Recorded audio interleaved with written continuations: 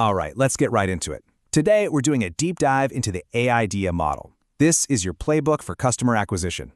So what exactly is the AIDA model? Well, at its heart, it's a foundational framework, first developed way back by an advertising pioneer named E. St. Elmo Lewis. I want you to think of it as a map, a psychological map that charts the journey every single one of your customers goes on, from the very first moment they hear about you, all the way to that final click to buy. And look, from a top-tier consultant's point of view, AIDA is not just some dusty old theory, it's about a total transformation. It's how you turn your marketing from a guessing game, just throwing things at the wall and hoping something sticks, into a predictable, repeatable system for growth. It's a strategic weapon. So here's our game plan for this explainer. First, we're going to frame AIDA as what I call the consultant's funnel. Then we'll walk through each of the 4 stages one by one: attention, interest, desire, and action. And to finish, we'll give you a practical playbook so you can actually implement all of this. Okay, let's start with the big picture. Before we even get into the letters AIDA, I really want you to reframe this in your mind. Don't think of it as just another marketing acronym. I want you to see it as the consultant's funnel, a highly structured, totally deliberate system for winning customers predictably. Because, let's be honest, in today's super crowded market, you just can't afford to be random. You can't just be the loudest. Real success, the kind that lasts, comes from earning 3 things, and you have to do it in this very specific order. First, you earn their attention, then you build their confidence, and only after that can you forge a genuine connection. Which brings us perfectly to stage 1, capturing attention. And in my opinion, this is, without a doubt, the hardest and most crucial part of the entire process. It's all about winning those first few critical seconds. Just think about it for a second. In our world of infinite scroll feeds and constant digital noise, you have a 3-second window, maybe even less, to actually grab someone's focus. Attention is the currency of the modern age. It's the gatekeeper. If you fail here, well, nothing else we talk about even matters. So how do you actually do it? The key is a world-class hook. Now, we're not talking about cheap clickbait or gimmicks. A powerful hook is about instantly and powerfully answering the one question everyone is subconsciously asking: why should I care about this? You can do this with high-impact thought leadership, sharp SEO, or visuals that literally make someone stop scrolling. So, you've captured their attention. Amazing.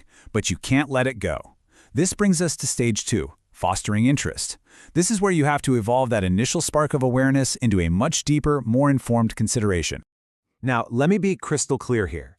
This stage is not about selling. Not yet. It's all about educating. Your entire goal is to build momentum by giving your audience massive value. You're proving that you really get their problem and you have a credible solution. You're building confidence. And the tools you use for this stage are what I call decision content. This isn't just fluffy blog posts. We're talking about high-value, meaty stuff like detailed comparison guides, deep dive webinars, and really cool interactive tools like an ROI calculator. Every single piece is designed to help your prospect educate themselves and see the value on their own terms. You know, this brilliant quote from the legend Peter Drucker perfectly bridges us to the next stage. See, when you've done the interest phase correctly, when you've truly educated your customer, they start to feel like your solution was tailor-made just for them. And that feeling, well, that's desire. And that exact feeling Drucker was talking about, that brings us right to stage 3, creating desire.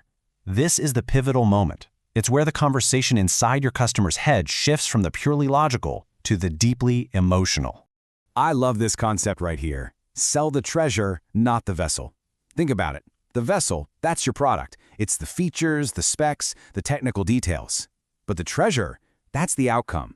That's the transformation, the feeling of success or relief your customer's going to get. Nobody buys a drill because they want a drill. They buy it because they want a hole in the wall. You have to translate your features into emotional benefits. The tactics you use here tap directly into that emotional core. You've got social proof, things like testimonials and case studies, that lets them see the treasure that someone just like them already found.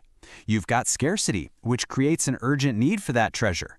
And of course, you have powerful storytelling that helps the customer vividly imagine what owning that treasure is actually going to feel like.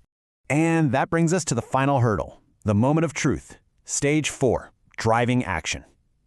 This is where we convert all that hard-earned attention, interest, and desire into a real, tangible result. There's a really powerful but simple formula for this, sometimes called the B=MAP model. It says that for any action to happen, a person needs three things all at the same time: enough motivation, the ability to easily do the thing, and a clear prompt to trigger it. Now, you spent the last three stages building up the motivation. Your job now is to give them a great prompt and, this is crucial, make the ability part absolutely effortless, because friction is the silent killer of conversions. So, your tactics here are all about one thing: removing friction. That means having ridiculously clear calls to action, no confusion about what to do next. It means things like one-click checkouts. It means urgent but believable prompts. It means reducing the total effort, the time, the clicks, the anxiety that it takes for someone to finally say yes. Okay, so we've covered the theory behind all four stages, but now for what I think is the most important part, the implementation playbook. This is how you take this model off the whiteboard and turn it into a real-world systematic growth engine for your business. Now just take a look at this matrix. This is how you actually operationalize the whole funnel. For each stage, you define a single, clear goal, you choose the right tactic for that goal, and you track the right primary metric. So for attention, you're tracking impressions. Simple. For interest, you shift to tracking leads. For desire, it's about demo requests or trials. And finally, for action, it's all about revenue and your customer acquisition cost, or CAC. Before we wrap this up, it's absolutely critical to talk about the common pitfalls, the mistakes I see companies make over and over. First, don't get obsessed with just top-of-funnel traffic. Don't feature dump, sell the outcome. Whatever you do, never push for the sale too early. And please ignore vanity metrics like likes or followers. Focus on what actually drives the business, real ROI, and how fast you can turn a lead into a happy customer. So let's make this super real with a quick example. Imagine a B2B software company. For attention, they run a social ad with a shocking statistic that stops you in your tracks. For interest, they offer a genuinely helpful guide in exchange for your click. For desire, they follow up with an email showcasing a case study, a real customer saving 10 hours a week. And for action, they make it ridiculously easy with a one-click free trial. That right there is the AIDA model executed with world-class precision.